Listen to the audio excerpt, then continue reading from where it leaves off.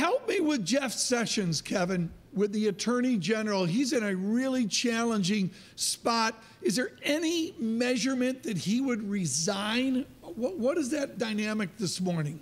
Well, they apparently patched up their rocky relationship. Of course, then Senator Jeff Sessions was one of the first lawmakers to come out and support then candidate Donald Trump. But look, it is still very unclear, Tom, whether or not his testimony tomorrow will be public or behind closed doors. Democrats, of course, urging him for this testimony when he testifies tomorrow to be made public, but it is very much unclear. And everyone I've tried to get an answer out of, they don't know yet whether or not it'll be public or private. Who are the lawyers at the White House that he would speak to? The New York Times gives a big play to Mr. Trump's personal lawyer this morning. He got some FaceTime on the Sunday shows. Is the lawyering of the White House normal from where you sit?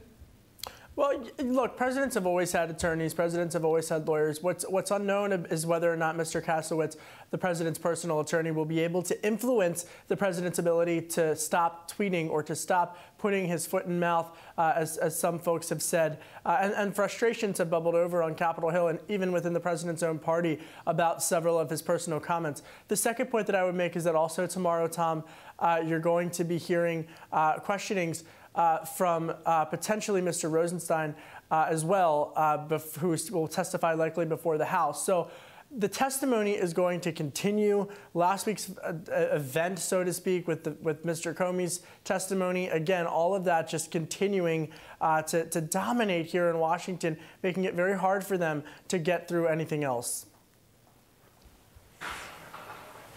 Kevin, talk to me about how the Republican Party is taking to this. Do they kind of gasp with every tweet? Do they still support the president as much as they did 3 weeks ago?